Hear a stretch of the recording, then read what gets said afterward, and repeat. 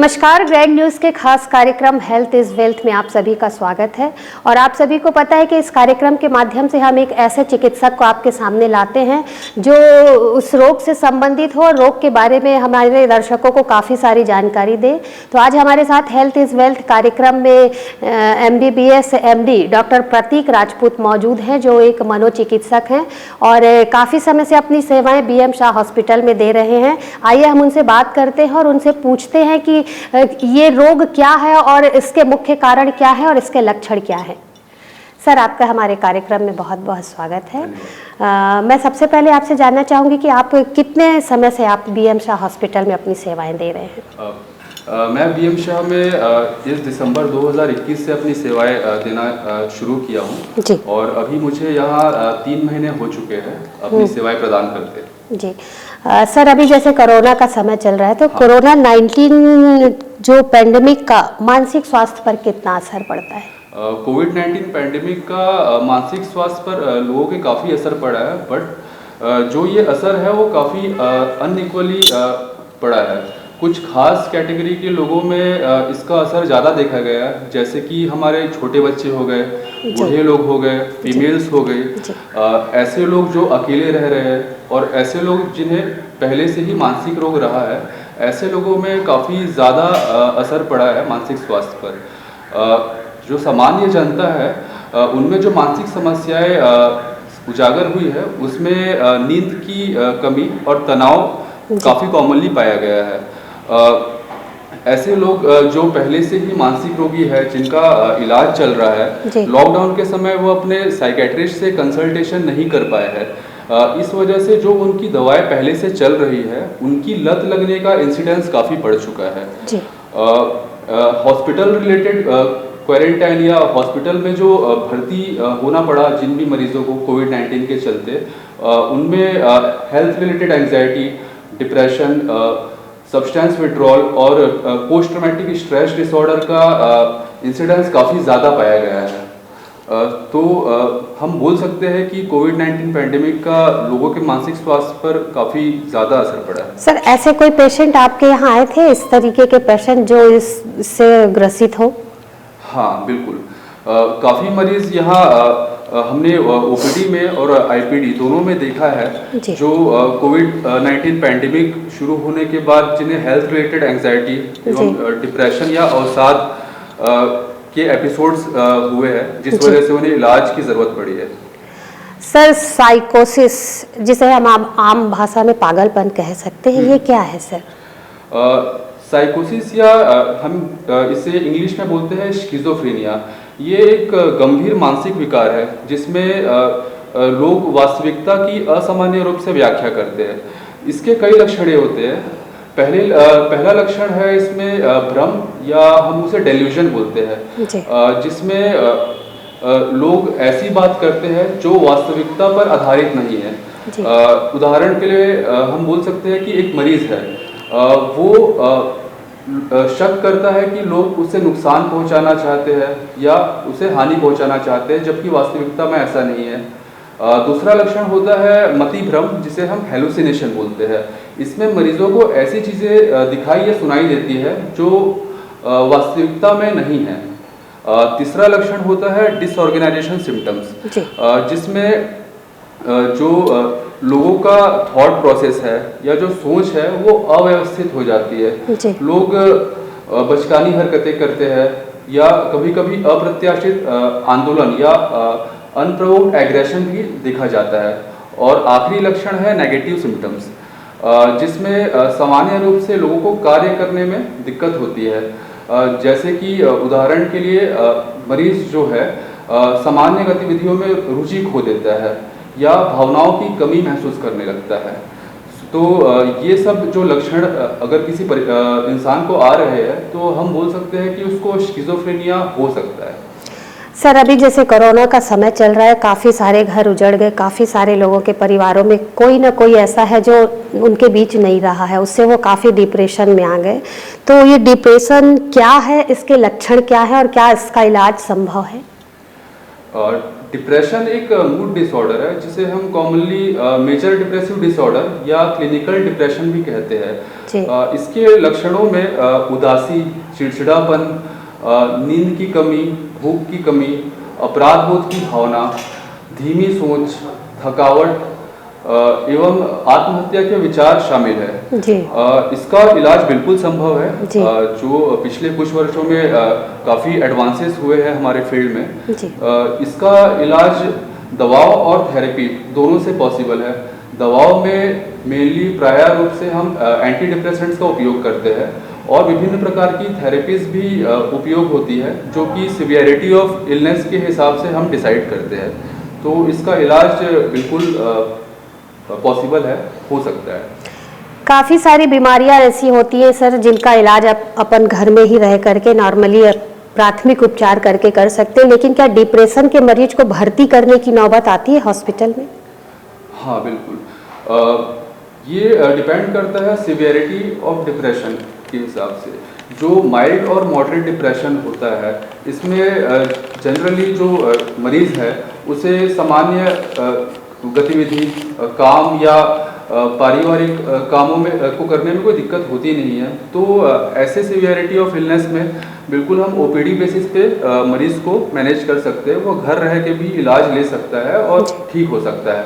पर जो severe depression होता है इसमें कॉमनली सुसाइड रिस्क काफ़ी पाया गया है। आत्महत्या के विचार आने शुरू हो जाते हैं मरीज़ को, आत्महत्या के प्रयास करता है वो कभी कभी। तो ऐसे मरीजों को भर्ती की ज़रूरत है उसकी खुद की सेफ्टी के लिए, और ऐसे मरीजों को हम बिल्कुल भर्ती करते हैं। सर यहाँ मैं जानना चाहूँगी कि क्या मानसिक रोग की दवाइयाँ आजीवन चलती हैं मरीज के लिए, या फिर इनकी दवाई बंद हो जाती है, और या फिर मरीज जो है वो आजीवन दवाइयों पर निर्भर हो जाता है? ऐसा ज़रूरी नहीं है।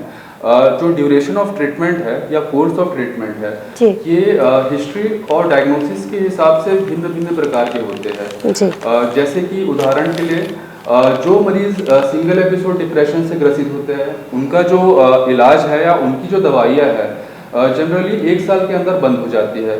पर जो मरीज क्रॉनिक स्किज़ोफ्रेनिया के या साइकोसिस के होते हैं उन मरीजों को आजीवन दवाइयों की ज़रूरत पड़ती है। तो हम बोल सकते हैं कि ज़रूरी नहीं है कि मरीज को आजीवन दवाई चले।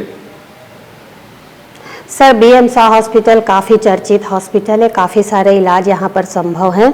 तो बीएम हॉस्पिटल में मनोचिकित्सा को लेकर क्या सुविधाएं उपलब्ध हैं? बीएम शाह हॉस्पिटल में कंप्लीट साइकेट्रिक केयर पॉसिबल है। हमारी जो सर्विसेज है उसमें आउट पेशेंट एवं इन पेशेंट सर्विस दोनों शामिल है।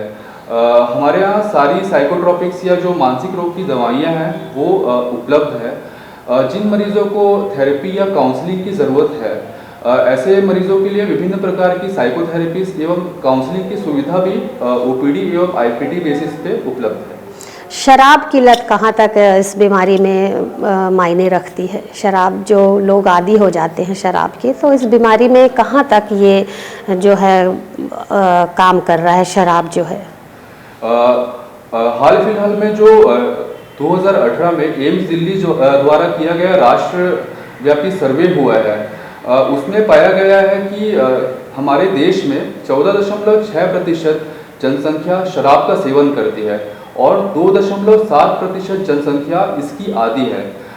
जिन राज्यों में ये समस्या सबसे ज़्यादा पाई गई है उसमें छत्तीसगढ़ शामिल है। तो हम कह सकते हैं कि छत्तीसगढ़ के लिए यह काफ़ी गंभीर विषय है। इसके काफ़ी लक्षण होते हैं। इसे अल्कोहल यूज डिसऑर्डर भी कहा जाता है। इसमें मरीज जो है वो शराब का जो क्वांटिटी है उसे कंट्रोल करने में काफ़ी दिक्कत होती है, उससे वो असमर्थ हो जाता है। शराब पीने या उसके इफ़ेक्ट या असर से उबरने में वो काफ़ी समय व्यतीत करता है। यह जानते हुए भी कि शराब की वजह से उन्हें पारिवारिक, सामाजिक या कार्य में दिक्कत हो रही है, वो शराब पीना जारी रखता है। ऐसा भी होता है कि मरीज को शराब का असर महसूस करने के लिए और अधिक शराब की ज़रूरत पड़ती है, जिसे हम टॉलरेंस बोलते हैं। कई मरीज ऐसे होते हैं जो अगर शराब ना पिए तो उन्हें विड्रॉल सिम्टम्स शुरू हो जाते हैं, जिसमें बेचैनी और कपकपी शामिल है जी। तो अगर ये सारे लक्षण किसी इंसान को हो रहे हैं और वो शराब का सेवन कर रहा है जी। तो उसे अल्कोहल यूज डिसऑर्डर या शराब की लत हो सकती है। सर, इसका इलाज संभव है? हाँ जी, बिल्कुल। जैसे मैंने बताया, काफ़ी एडवांसेस हुए हैं हमारे मेडिकल फील्ड में, तो अब इसका इलाज बिल्कुल पॉसिबल है। इसके लिए दवाइयाँ और थेरेपी दोनों का उपयोग किया जाता है। दवाइयों में मेनली हम एंटी क्रेविंग ड्रग्स या एजेंट्स का उपयोग करते हैं, जिससे जो शराब की हुड़क या तीव्र इच्छा है वो हम दबा सकते हैं और मरीज शराब पीना छोड़ सकता है।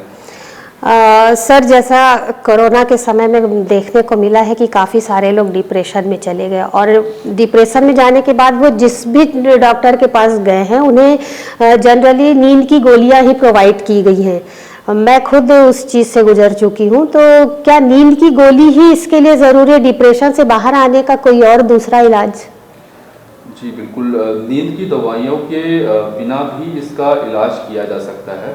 नींद की दवाइयाँ हम उन मरीजों में उपयोग करते हैं जिनमें जो सिवियरिटी ऑफ इलनेस है या डिप्रेशन है वो काफ़ी सीवियर हो और वो थेरेपी में शामिल नहीं हो सकता है।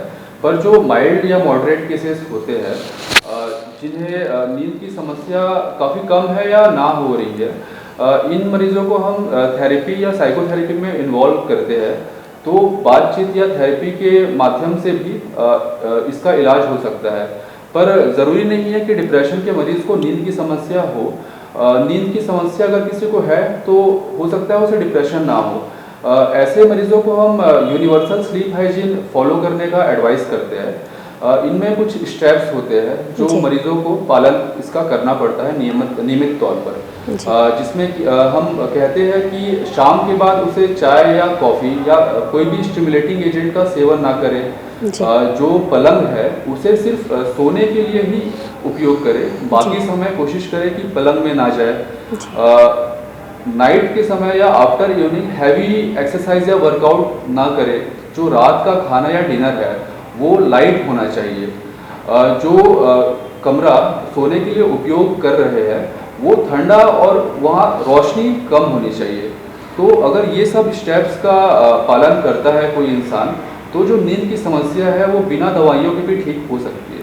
सर, हम कैसे पहचानेंगे कि ये मनोरोग से या डिप्रेशन से गुजर रहा है? उस मरीज की पहचान अपन कैसे कर सकते हैं? उसके क्या लक्षण हैं? जैसे कि मैंने बताया, अवसाद या डिप्रेशन के लक्षण उदासी, चिड़चिड़ापन और नींद की कमी, और जो भी मैंने बताया था अपराध बोध की भावना, आत्महत्या के विचार। जैसे हम बोलते हैं कि खांसी या बुखार 2 हफ्ते से ज़्यादा या 2 हफ्ते रहा तो टीबी हो सकता है। वैसे ही अगर ये लक्षण किसी इंसान को 2 हफ्ते तक रह रहे हैं या उससे ज़्यादा रह रहे हैं और इस वजह से उसे सामाजिक या पारस्परिक समस्या झेलनी पड़ रही है, तो बिल्कुल उसे डिप्रेशन हो सकता है और उसे साइकेट्रिस्ट को कंसल्ट करना चाहिए। जी। तो ये थे हमारे साथ डॉक्टर प्रतीक राजपूत, जो बीएम शाह हॉस्पिटल में अपनी सेवाएं काफ़ी समय से दे रहे हैं और जिन्होंने मनोरोग से संबंधित काफ़ी सारी जानकारियां हमारे दर्शकों को दी और हमें उम्मीद है कि हमारे दर्शक इसका लाभ जरूर लेंगे। और अगले हफ्ते हम फिर ऐसे ही किसी चिकित्सक को आपके सामने लेकर के आएंगे जो शारीरिक बीमारियों से संबंधित हमें जानकारियाँ देंगे। सर, आपका हमारे कार्यक्रम में बहुत बहुत धन्यवाद।